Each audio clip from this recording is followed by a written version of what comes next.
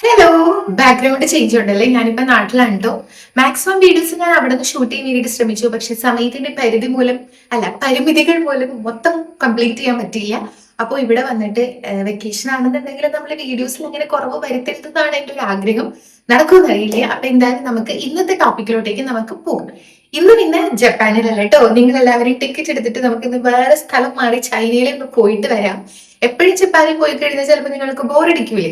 അപ്പോ നമ്മൾ 2500 വർഷം മുൻപ് ഉള്ള ഒരു സംഗതിയാണ് കേട്ടോ നമ്മൾ ഇവിടെ പറയാൻ വേണ്ടിയിട്ട് പോണേ.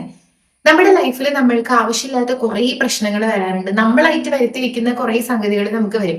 ഓവർ തിങ്കിങ്, മറ്റുള്ളവരുടെ ആവശ്യമില്ലാണ്ട് നമുക്ക് ദേഷ്യം വരിക, വെറുപ്പ് തോന്നുക, ഓരോരോ ഗ്രഡ്ജസ് ഇങ്ങനെ മനസ്സിൽ വെച്ചുകൊണ്ടിരിക്കുക. അങ്ങനെ നമ്മളായിട്ട് ക്രിയേറ്റ് ചെയ്യുന്ന, നമ്മളുടെ കയ്യിലിരിപ്പ് കൊണ്ട് നമ്മൾ ക്രിയേറ്റ് ചെയ്യുന്ന കുറച്ച് കുറച്ച് സംഗതികളുണ്ട്. നിങ്ങൾ എല്ലാവരും അങ്ങനെയാണെന്നൊന്നും അല്ല കേട്ടോ. ഞാൻ ഏറെക്കുറെ അങ്ങനെയൊക്കെ തന്നെയാണ്. അപ്പൊ എനിക്ക് ഈ സംഗതി ഭയങ്കര യൂസ്ഫുൾ ആയിട്ട് തോന്നും. അതുകൊണ്ടാണ് നിങ്ങൾ കൂടെ ഞാൻ ഷെയർ ചെയ്യാന്ന് വിചാരിച്ചത്. അപ്പൊ 2500 വർഷം മുൻപ് ചൈനയിൽ ഒരു തത്വചിന്തകൻ, ഒരു ഗുരു, ലാവോൾസ് എന്ന് പറഞ്ഞിട്ട് ഒരാൾ ജീവിച്ചിരിക്കുന്നുണ്ടായിരുന്നു. അപ്പൊ അദ്ദേഹം നമ്മുടെ ലൈഫ് നമുക്ക് അത്ര വലിയ പ്രശ്നങ്ങളൊന്നും ഇല്ലാണ്ട് ഒരു സമാധാനപൂർവ്വമായിട്ട് നല്ല പീസ്ഫുൾ ആയിട്ട് മുന്നോട്ട് കൊണ്ടുപോകാൻ വേണ്ടിയിട്ട് നമ്മളെ ഹെൽപ്പ് ചെയ്യുന്ന 8 ജീവിത പാഠങ്ങൾ പറഞ്ഞു വെച്ചിട്ടുണ്ട്. അപ്പോ അതാണ് ഇന്നത്തെ വീഡിയോയിൽ നമ്മൾ ഷെയർ ചെയ്യാൻ പോകുന്നത്. ഓക്കെ, അപ്പൊ ഏറ്റവും ഫസ്റ്റ് അദ്ദേഹം പറഞ്ഞു വെച്ചിട്ടുള്ളത് നിങ്ങൾ ആരാണെന്ന് മനസ്സിലാക്കുക. പലപ്പോഴും വീട്ടമ്മമാര് ഇങ്ങനത്തെ തിരക്കുകൾക്കും കാര്യങ്ങളുടെ ഇടയിൽ എപ്പോഴും പറയണ പോലെ മറ്റുള്ളവർക്ക് വേണ്ടി മാത്രം ജീവിച്ചിട്ട് ഞാൻ ആരാണ്, എന്റെ ഇഷ്ടം എന്താണ്, എനിക്ക് എന്താവണം എന്നായിരുന്നു ആഗ്രഹം, എന്റെ ഹോബീസ് എന്താണ്, ഇഷ്ടപ്പെട്ട ഭക്ഷണം പോലും എന്താണെന്ന് മറന്നു പോയിട്ടുള്ള ആൾക്കാരുണ്ടായിരിക്കും. അപ്പൊ അങ്ങനെ ജീവിക്കുന്നത് കൊണ്ട് സീരിയസ്ലി നമ്മുടെ ലൈഫിന് പ്രത്യേകിച്ച് അർത്ഥമൊന്നുമില്ല. ഓക്കെ, മറ്റുള്ളവർക്ക് വേണ്ടി നമ്മൾ കാര്യങ്ങൾ ചെയ്യണം, അവരുടെ ഇഷ്ടത്തിന് നമ്മൾ ഇതാക്കണം. പക്ഷെ അതിന് ഇമ്പോർട്ടന്റ് ആയിട്ട് ഏറ്റവും ഫസ്റ്റ് നമ്മൾ നമ്മളെ തന്നെ സന്തോഷപ്പെടുത്തുക, നമ്മളുടെ ഇഷ്ടങ്ങൾക്ക് പ്രാധാന്യം കൊടുക്കുക, മുൻതൂക്കം കൊടുക്കുക എന്ന് പറയുന്ന ഒരു സംഗതി കൂടെ അവിടെ ഉണ്ടല്ലോ. അത് ഇല്ലാത്തിടത്തോളം കാലം നമ്മൾ ജീവിക്കുന്നത് ഒരു ജീവിതമാണെന്ന് മേ ബി ചിലവര് പറയുമായിരിക്കും, പക്ഷെ ഞാൻ പറയില്ല. പിന്നെ പലപ്പോഴും നമ്മൾ ആരെങ്കിലും ഒക്കെ ആയിട്ട്, നമ്മളിപ്പം ഭാര്യ ഭർത്താവ് അല്ലെങ്കിൽ മക്കള് അല്ലെങ്കിൽ ഫ്രണ്ട്സൊക്കെ ആയിട്ട് നമ്മൾ എന്തെങ്കിലും ഒരു കാര്യത്തിന് നമ്മൾ എന്തെങ്കിലും ഒരു എന്താ പറയാ, അടി മീൻസ് അങ്ങനെയല്ല, അങ്ങോട്ടും ഇങ്ങോട്ടും വഴക്കൊക്കെ ഉണ്ടാവൂലേ. അപ്പൊ നമ്മൾ വഴക്കുണ്ടാവുമ്പോ നമ്മൾ ചിന്തിക്കുക കൂടുതൽ, ഞാനും ഈ പറയുന്ന പോലെ ഇത്ര വലിയ നല്ല അടിപൊളി ആളൊന്നും അല്ലട്ടെ, ഞാനും ഫൈറ്റ് ഉണ്ടാക്കുമ്പോൾ വിട്ടുകൊടുക്കാറൊന്നുമില്ല. പക്ഷെ അദ്ദേഹം പറഞ്ഞു വെച്ച് ജീവിതപാഠം നിങ്ങളായിട്ട് ഷെയർ ചെയ്യണമെന്ന് മാത്രം. അപ്പോ അദ്ദേഹം എന്താ പറയാ, സോറി, നമ്മൾ അങ്ങനെ വഴക്കുണ്ടാവുമ്പോ നമ്മൾ ഇങ്ങനെ അങ്ങോട്ടും ഇങ്ങോട്ടും ഫൈറ്റ് ചെയ്ത് അവിടെ നിന്ന് ഒന്ന് പറയുമ്പോൾ നമ്മൾ 2 പറയും, അപ്പൊ ഇവിടെ 3 പറയും, അപ്പൊ ഇവിടെ നമ്മൾ 4 പറയും. അങ്ങനെയാണ് സാധാരണഗതിയിൽ പോയിക്കൊണ്ടിരിക്കുന്നത്. അങ്ങനത്തെ ഒരു സിറ്റുവേഷൻ ആണെന്നുണ്ടെങ്കിൽ എങ്ങനെയാണ്, നമ്മളിപ്പം ഞാനും ഏട്ടനുമായിട്ട് വഴക്കുണ്ടാക്കുമ്പോഴാണെങ്കിൽ ഇതേപോലെ അങ്ങോട്ടും ഇങ്ങോട്ടും ഇങ്ങോട്ടൊക്കെ പറഞ്ഞിട്ട് അത് ഭയങ്കര വഴക്കും. പിന്നെ നമ്മൾ മിണ്ടാതിരിക്കും. പിന്നെ അങ്ങോട്ടും ഇങ്ങോട്ടൊക്കെ പോയിട്ട് സോൾവ് ആക്കണം. അത് ചെറിയ ചെറിയ വഴക്കുണ്ടെങ്കിലാണ് നമ്മൾക്ക് ഒരു രസമുള്ളൂ. അതല്ല, പക്ഷെ നമ്മൾ ഇങ്ങനെ ഉണ്ടല്ലോ ചില സിറ്റുവേഷനിൽ നമ്മളിങ്ങനെ എന്താ പറയാ, നമ്മുടെ ചിലവരുടെ മനസ്സിലുണ്ട്, അതായത് ഞാൻ പറയുന്നതാണ് ശരി, അവര് പറയുന്നത് തെറ്റാണ്. അത് എന്തൊക്കെ സംഭവിച്ചാലും സമ്മതിച്ചു തരാത്ത ചില ആൾക്കാരുണ്ട്. അപ്പൊ അങ്ങനെയുള്ള ഒരാളുടെ അടുത്ത് നമ്മളിങ്ങനെ എന്തെങ്കിലും ഒരു പ്രശ്നം അല്ലെങ്കിൽ ഒരു വാക്ക് തർക്കം വരുമ്പോൾ എന്താ പറയാ, നമ്മൾ എന്ത് പറഞ്ഞാലും അവർ അക്സെപ്റ്റ് ചെയ്യാൻ പോണില്ല. നമ്മളിങ്ങനെ ഓരോന്ന് പറഞ്ഞുകൊണ്ടിരിക്കുക മാത്രമേ ഉണ്ടാവുള്ളൂ. അതിങ്ങനെ പറഞ്ഞ് പറഞ്ഞ് പറഞ്ഞ് പറഞ്ഞ് മേബി അത് വലിയ പ്രശ്നമാകും. നമ്മൾ മനസ്സിലാക്കേണ്ടതുണ്ടല്ലോ, അങ്ങനെ ഒരാളാണ് നമ്മുടെ മുന്നിലുള്ളതെങ്കിൽ മിണ്ടാതിരിക്കുക. ആ മിണ്ടാതിരിക്കുമ്പോ അവര് ചിലപ്പോ ഇങ്ങോട്ട് പറയുമായിരിക്കും. അപ്പൊ അവരുടെ ചിന്തഗതിയിൽ ഓക്കെ, ഞാൻ ഒരുപാട് അങ്ങോട്ടേ തിരിച്ച് സംസാരിച്ചു, അപ്പൊ ഞാനാണ് ഇവിടെ വിൻ ചെയ്ത്. പക്ഷെ യഥാർത്ഥത്തിൽ അവിടെ വിജയിച്ചിട്ടുള്ളത് നമ്മളാണ്. കാരണം നമ്മൾ അവിടെ ആവശ്യമില്ലാതെ നമ്മളുടെ എനർജി വേസ്റ്റ് ആക്കിയിട്ടില്ല, നമ്മളുടെ ശബ്ദം വേസ്റ്റ് ആക്കിയിട്ടില്ല, നമ്മളുടെ സമയം വേസ്റ്റ് ആക്കിയിട്ടില്ല, അവിടെ ഒരു വഴക്കും നമ്മൾ ഉണ്ടാക്കിയിട്ടില്ല. അപ്പൊ അങ്ങനെ വരുമ്പോ അവിടെ യഥാർത്ഥത്തിൽ വിജയിച്ചത് ആരാണ്? നമ്മളാണ്. പിന്നെ ഇന്നിപ്പോ നമുക്കറിയുന്ന ഒരുപാട് ഫേമസ് ആയിട്ടുള്ള കമ്പനീസ്, ബിസിനസ്, അങ്ങനത്തെ ഒരുപാട് സംഗതികൾ നമ്മൾക്കറിയാം. അവരൊക്കെ സ്റ്റാർട്ട് ചെയ്തത് അങ്ങനെ തന്നെയാണോ? ഒരിക്കലും അല്ല. ഒരു ചെറിയ മേ ബി ഒരു ചെറിയ സ്പേസ്, ഒരു ചെറിയ റൂമിൽ നിന്നായിരിക്കും അവരുടെ ഇതൊക്കെ പടുത്തുയർത്തിയിട്ടുണ്ടാവുക. അപ്പൊ അങ്ങനെ അദ്ദേഹം പറയുന്ന മൂന്നാമത്തെ ഒരു ജീവിത പാഠം എന്താന്ന് വെച്ചാൽ, വലിയ യാത്രകളുടെ തുടക്കം ഒരു ചെറിയ ചുവടുവെപ്പിലൂടെയാണ്. അതായത് പലപ്പോഴും നമുക്ക് ഒരുപാട് ആഗ്രഹങ്ങൾ ഉണ്ടായിരിക്കും, ഇന്നതാവണം, എനിക്കൊക്കെ യൂട്യൂബ് പ്ലേ ബട്ടൺ കിട്ടുന്നതൊക്കെ വലിയ വലിയ സ്വപ്നങ്ങളാണ്, ഇനി നടക്കുമായിരിക്കും അറിയത്തില്ല. അതുപോലെ ഒരുപാട് പേർക്ക് ബിസിനസ് തുടങ്ങണം, സ്വന്തമായിട്ട് അങ്ങനെ എന്തെങ്കിലുമൊക്കെ ചെയ്യണം ഒരുപാട് ആഗ്രഹമുണ്ട്. അപ്പൊ ഒരുപാട് പേർക്കുള്ള പേടി, ഞാൻ തുടങ്ങി കഴിഞ്ഞു കഴിഞ്ഞാൽ അത് വിജയിക്കോ എന്നുള്ളതൊക്കെ തന്നെയാണ്. പക്ഷെ ഈ പറയുന്ന പോലെ നമ്മളിപ്പോ അതായത് ഇങ്ങനെ എന്തെങ്കിലുമൊക്കെ ആവണം, അതായത് യൂട്യൂബിൽ ഇന്ന വലിയ ഇതാവണം, അല്ലെങ്കിൽ ഇന്ന ബിസിനസ് ഇങ്ങനെയൊക്കെ തുടങ്ങണം എന്നൊക്കെ നമ്മൾ ആഗ്രഹം ഉണ്ടാവാം. നമുക്ക് പലപ്പോഴും ഒരു വ്യക്തിനെ, അതായത് ഇപ്പൊ നല്ല എന്താ പറയാ ഭയങ്കര അടിപൊളിയായിട്ട് സക്സസ് ആയിട്ട് നിൽക്കുന്ന ഒരാളെ കാണുമ്പോഴായിരിക്കും നമുക്ക് തോന്നുന്നുണ്ടാവും കൂടുതൽ എനിക്കൊക്കെ അങ്ങനെ തന്നെയാണ് കേട്ടോ, നിങ്ങൾക്കും അങ്ങനെ തന്നെയാണ് ഇരിക്കും. അല്ലാതെ ചിലപ്പോൾ ചൈൽഡ്ഹുഡ് മുതൽ ഇന്ന ലക്ഷ്യം വെച്ച് നടക്കുന്ന ആൾക്കാരും ഉണ്ടായിരിക്കാം. അപ്പോ അവരൊക്കെ അവിടെ എത്തിയിട്ടുള്ളത് ഒരിക്കലും അവര് ഓക്കെ എനിക്കിന്ന് എക്സാമ്പിൾ യൂട്യൂബ് എടുക്കുകയാണ്, എനിക്കിന്ന് യൂട്യൂബിൽ ഒരു 1 മില്യൺ സബ്സ്ക്രൈബേഴ്സ് ആവണം. അവര് തീരുമാനിച്ച ഉടനെ തന്നെ അത് ആവുകയല്ല. അവര് സീറോയിൽ നിന്നും സ്റ്റാർട്ട് ചെയ്തിട്ട് 1000, 2000, 3000, 4000 അങ്ങനെ എത്തിയിട്ടാണ് അവര് 1 മില്യണിൽ എത്തിയിട്ടുള്ളത്. അപ്പൊ എന്ത് തന്നെയാണെന്നുണ്ടെങ്കിലും നമ്മൾക്ക് ഒരിടത്ത് എത്തണം എന്നുണ്ടെങ്കിൽ ചെറിയ ചുവടുവെപ്പുകൾ വെച്ച് വെച്ച് വെച്ച് വെച്ച് വെച്ച് എന്ന് വേണം നമ്മൾ എടുത്താൽ. നമ്മൾ അവിടെ ഒരു ബിഗ് സ്റ്റെപ്പ് എടുത്തു കഴിഞ്ഞാൽ ചിലപ്പോൾ നമുക്കത് സക്സസ് ആവണം എന്നില്ല. ഒരു ബിസിനസ് ആണെങ്കിൽ പോലും നമ്മൾ ചിലപ്പോൾ വലിയൊരു ക്യാപിറ്റലൊക്കെ മുടക്കി, അത് ഒരുപാട് പൈസ ആൾക്കാർ അങ്ങനെ ചെയ്യുന്നുണ്ടായിരിക്കും. പക്ഷെ എന്നെ പോലുള്ള ആൾക്കാർക്ക്, നമ്മളെ പോലുള്ള ആൾക്കാരൊക്കെ ആണെന്നുണ്ടെങ്കിൽ ഒരു ചെറുതിൽ നിന്നും തുടങ്ങി ഒരു ചെറിയ ഇൻവെസ്റ്റ്മെന്റ് വെച്ച് ഒരു 20,000 അല്ലെങ്കിൽ ഒരു 10,000 രൂപയിൽ നിന്നും സ്റ്റാർട്ട് ചെയ്തിട്ടായിരിക്കും അതിൽ നിന്ന് കിട്ടുന്ന പ്രോഫിറ്റ് വെച്ചിട്ടായിരിക്കും നമ്മുടെ ബിസിനസ് നമ്മൾ ബിൽഡ് ചെയ്തിട്ട് കൊണ്ടുവരാൻ വേണ്ടിയിട്ട് പോകുന്നത്. സോ അപ്പൊ നിങ്ങൾ എന്തെങ്കിലുമൊക്കെ ഇതുപോലെ ബിസിനസ്, യൂട്യൂബ് അതൊക്കെ നിങ്ങൾക്ക് തുടങ്ങണം എന്നൊക്കെ ആഗ്രഹം ഉണ്ടെന്നുണ്ടെങ്കിൽ ഒരു പേടിയും വേണ്ട. സക്സസ് ആയിട്ട് നിൽക്കുന്ന എല്ലാ ആൾക്കാരും സീറോയിൽ നിന്നാണ് സ്റ്റാർട്ട് ചെയ്തിട്ടുള്ളത്. അങ്ങനെ തന്നെയാണ് നമുക്ക് നമ്മുടെ ജീവിതം മുന്നോട്ട് കൊണ്ടുപോകാൻ വേണ്ടിയിട്ട് പറ്റത്തുള്ളൂ. അടുത്ത പോയിന്റ് എനിക്ക് ഭയങ്കരമായിട്ട് അങ്ങ് ഇഷ്ടപ്പെട്ടു കേട്ടോ. കാരണം നിങ്ങൾക്കും ഒരുപാട് റിലേറ്റ് ചെയ്യാൻ പറ്റും. അദ്ദേഹം പറഞ്ഞു വെച്ച ജീവിതപാഠം, മറ്റുള്ളവരെ അറിയുന്നത് ബുദ്ധി, നമ്മളെ അറിയുന്നത് ഞാൻ.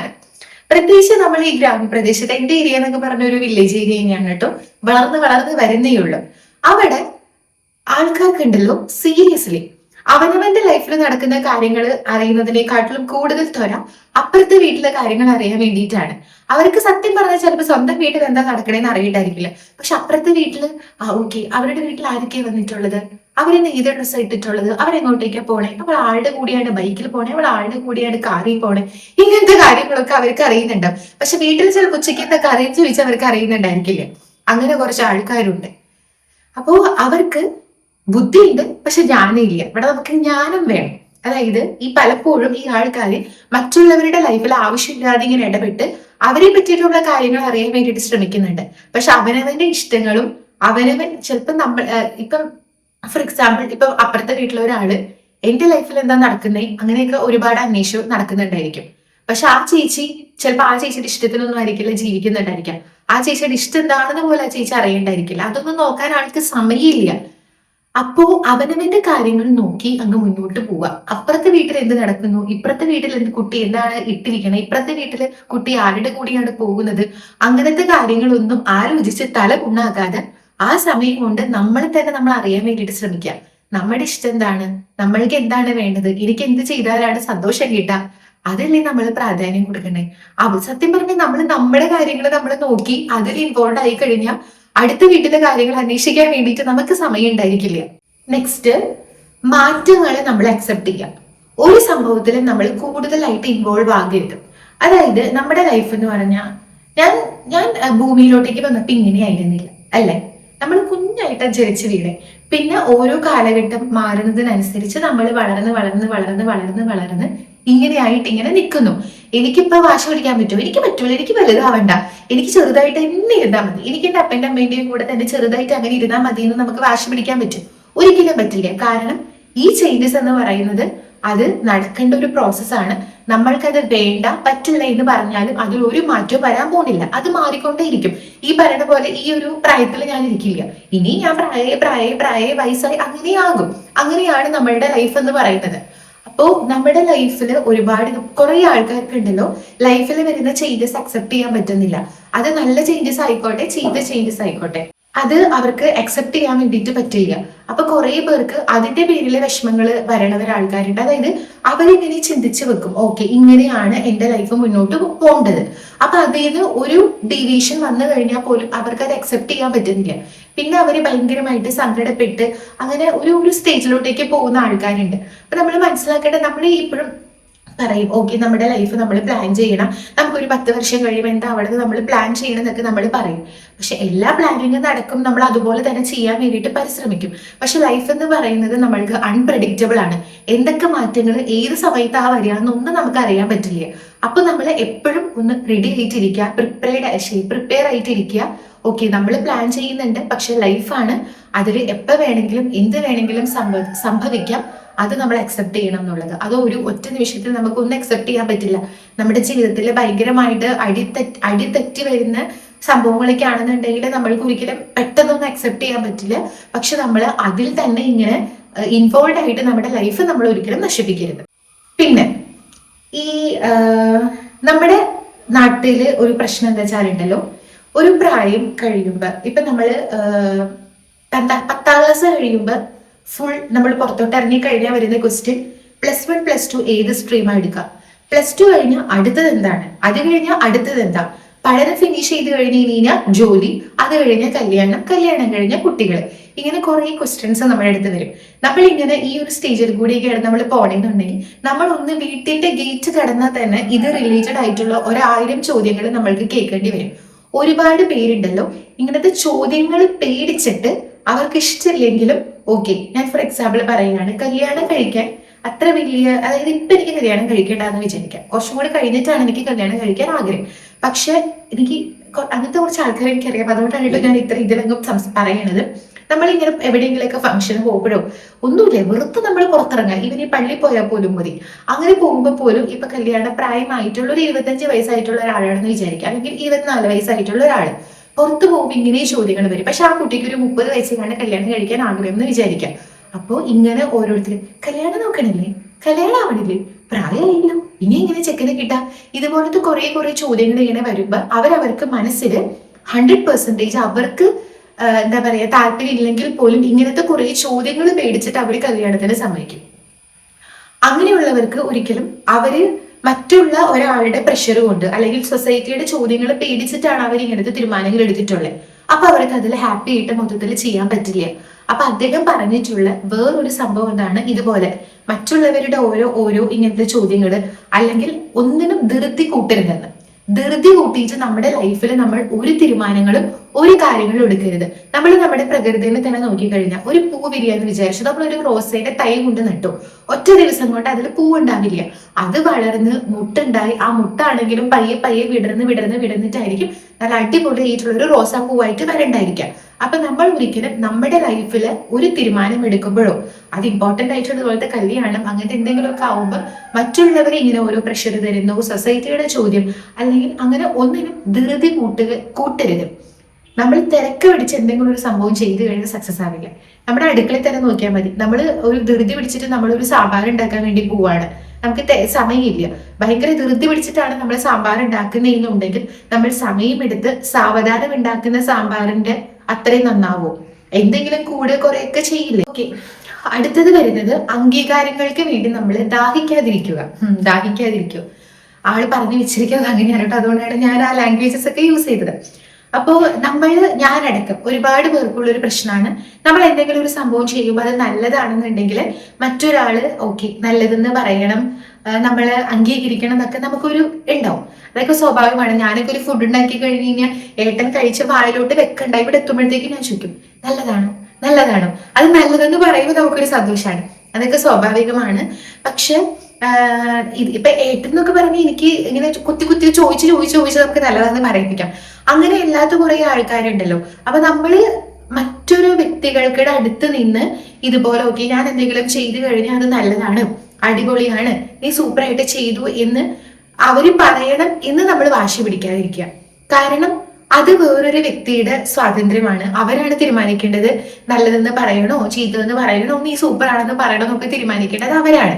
നമ്മൾ ഒരിക്കലും അത് വാശി പിടിക്കരുത്. അത് വാശി പിടിക്കരുതെന്ന് പറയുന്നത് എന്താ വെച്ചാൽ നമ്മളിങ്ങനെ ഇപ്പൊ മനസ്സിലിങ്ങനെ ഇപ്പൊ വാശി എന്നല്ല ഉദ്ദേശിച്ചത്, നമ്മളിങ്ങനെ മനസ്സിലിങ്ങനെ ആഗ്രഹിക്കും നമ്മൾ എന്തെങ്കിലുമൊക്കെ ചെയ്തു കഴിഞ്ഞ് കഴിഞ്ഞാൽ ഓക്കെ അവർ ഭയങ്കര സൂപ്പറാണ്, നീ നല്ല അടിപൊളിയൊക്കെ ചെയ്തുട്ടോ എന്നൊക്കെ പറയണം എന്ന്. അപ്പൊ അവരുടെ സൈഡിൽ നിന്ന് അത് കിട്ടാണ്ടാവുമ്പോ എന്തിനാണ് നമ്മൾ ഡാർക്ക് അടിച്ചിരിക്കും, നമുക്ക് സങ്കടമാവും. അപ്പോൾ നമ്മൾ ചെയ്യേണ്ടത് നമ്മൾ ചെയ്യാം. നമ്മൾ അടിപൊളിയായിട്ട് ചെയ്തു, നമ്മൾ സൂപ്പറായിട്ട് ചെയ്തു എന്ന് നമുക്ക് തന്നെ ഒരു ബോധ്യം ഉണ്ടെന്നുണ്ടെങ്കിൽ അതിൽ ഹാപ്പി ആവാം. മറ്റൊരാള് നല്ലതാണെന്ന് പറഞ്ഞാലാണ് നമുക്ക് അതിൽ സാറ്റിസ്ഫൈഡ് ആവുള്ളൂ, നമുക്ക് അതിൽ സന്തോഷം കിട്ടുള്ളൂ എന്നൊന്നും നമ്മൾ വിചാരിച്ചുകൊണ്ടിരിക്കേണ്ട. അതൊക്കെ അവരുടെ പേഴ്സണൽ ചോയ്സ് ആണ്. നമുക്ക് നമ്മളെ തന്നെ ബോധ്യപ്പെടുത്തിയ പോലെ.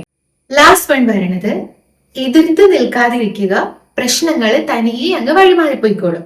ഇതാണ് നമ്മളുടെ ലാവോൾസു അദ്ദേഹം പറഞ്ഞിട്ടുള്ള നമ്മുടെ വെള്ളമായിട്ട് നമ്മുടെ ലൈഫ് ഭയങ്കരമായിട്ട് റിലേറ്റ് ചെയ്യുന്നത്. നമ്മള് നമ്മുടെ മുന്നിൽ പ്രശ്നങ്ങൾ വരും, അതിനെ എതിർത്ത് നിൽക്കരുത് എന്നല്ല ഇതുമായിട്ട് പറഞ്ഞിട്ടുള്ളത്. നമ്മളിപ്പോൾ എന്തെങ്കിലും നമുക്ക് എന്തെങ്കിലുമൊക്കെ ആഗ്രഹം ഉണ്ടായിരിക്കും, എന്തെങ്കിലുമൊക്കെ ലക്ഷ്യം ഉണ്ടായിരിക്കും. അതിന് വേണ്ടിയിട്ട് നമ്മൾ പുറപ്പെടുന്ന സമയത്തുണ്ടല്ലോ, നമുക്ക് ഒരുപാട് തടസ്സങ്ങളും പ്രശ്നങ്ങളും ഒക്കെ അതിന്റെ മുന്നിൽ വരും. അപ്പോ അദ്ദേഹം പറയുന്നത്, ഈ വെള്ളം എന്ന് പറയുമ്പം ഇപ്പൊ പുഴയിൽ ഇങ്ങനെ വെള്ളം പോയിക്കൊണ്ടിരിക്കുക. അപ്പൊ ഇങ്ങനെ പോയിക്കൊണ്ടിരിക്കുന്ന സമയത്ത് ഇതിന്റെ ഫ്രണ്ടിൽ ഒരു പാറയുണ്ട്. നമ്മുടെ വെള്ളം വന്നിട്ട് ഈ പാറയുടെ അടുത്ത്, എന്താടാ നീ ഞാൻ പോണ വഴി കൂടെ നിൽക്കണേ, അവിടെ നിന്ന് മാറണമെന്നൊന്നും നമ്മുടെ വെള്ളം പറയാൻ പോലില്ല. വെള്ളം നൈസായിട്ട് അങ്ങ് അപ്പുറത്തെ വഴി കൂടെ മാറിയിട്ട് പുള്ളിക്ക് എവിടെയാണോ പോണ്ടേ അങ്ങോട്ടേക്ക് അങ്ങ് പോകും. അതുപോലെ നമ്മൾ നമ്മുടെ ലൈഫിൽ മുന്നോട്ട് പോകണമെന്നാ പറയണേ. പ്രശ്നങ്ങളൊക്കെ വരും, ആ പ്രശ്നങ്ങളൊക്കെ ഒരു സൈഡിലോട്ട് അങ്ങ് മാറ്റുക, അപ്പുറത്തെ വഴി കൂടെ സൈഡ് പിടിച്ച് കഴിഞ്ഞാൽ നമ്മുടെ ലക്ഷ്യത്തിലോട്ടേക്ക് പോവാം. അല്ലാതെ അവിടെ കിടന്ന് നമ്മുടെ മുന്നിൽ വരുന്ന ആൾക്കാരോട് ഫൈറ്റ് ചെയ്ത് പ്രശ്നം ഒന്നും ഉണ്ടാക്കാതെ സൈഡിൽ കൂടെ നൈസായിട്ട് അങ്ങ് വഴി മാറി പോയിട്ട് അവനവന് വേണ്ടത് എന്താണോ അതൊക്കെ അങ്ങ് നേടിയെടുക്കുക. അടിപൊളിയല്ലേ? എനിക്ക് ഇഷ്ടപ്പെട്ടു, നിങ്ങൾക്ക് ഇഷ്ടപ്പെട്ടു എന്ന് വിചാരിക്കണു. പിന്നെ ഞാൻ അത്ര പ്രിപ്പയർഡ് ഒന്നും അല്ല കേട്ടോ. സംഭവം ഇവിടെ വെക്കേഷൻ വന്നിരിക്കണോണ്ട് നമ്മൾ അവിടെ ഇരിക്കുന്ന പോലത്തെ അത്ര കുറെ സമയമൊന്നും എനിക്ക് കിട്ടണില്ല. നമ്മളിങ്ങനെ ഓരോരുത്തരുടെ വീട്ടിൽ പോക്കും അതും ഇതൊക്കെ ആയിട്ടേ അങ്ങനെ സമയമൊന്നും കിട്ടണില്ല. പക്ഷെ വീഡിയോയിൽ മുടക്കം വരുത്തരുതെന്ന് എനിക്ക് ആഗ്രഹമുണ്ട്. അതുകൊണ്ട് മാത്രമാണ് ഞാൻ വന്ന് ഈ വീഡിയോ ചെയ്യണേ. അപ്പോൾ സപ്പോർട്ട് ചെയ്യുക. നമുക്ക് അടുത്ത വീഡിയോയിൽ കാണാം. അതുവരേക്കും ടാറ്റാ.